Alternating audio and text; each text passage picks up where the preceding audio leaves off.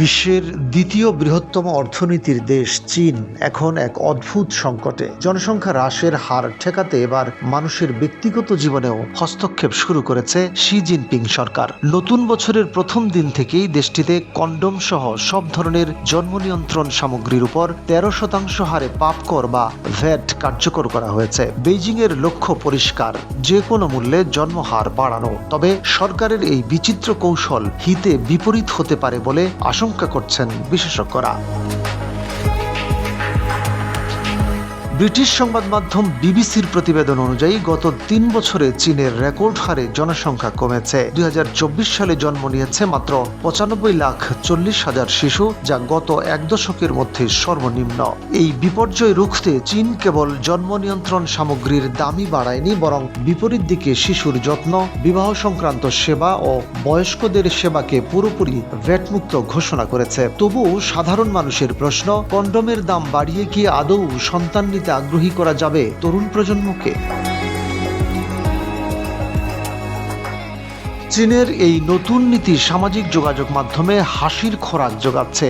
অনেক তরুণ বলছেন, সন্তান না নেওয়ার মূল কারণ কন্ডোমের দাম নয়, বরং আকাশচুম্বী জীবনযাত্রার ব্যয় এবং সন্তানদের পড়াশোনার খরচ। ইউনান সহ কয়েকটি প্রদেশে তো সরকারি কর্মকর্তারা সরাসরি নারীদের ফোন করে তাদের ঋতুচক্র ও সন্তান নেওয়ার পরিকল্পনা সম্পর্কে জানতে চাইছেন বলে অভিযোগ উঠেছে। ব্যক্তিগত স্বাধীনতায় এমন নগ্ন হস্তক্ষেপ হিতে বিপরীত হতে পারে বলে সতর্ক করেছেন আন্তর্জাতিক বিশেষজ্ঞরা।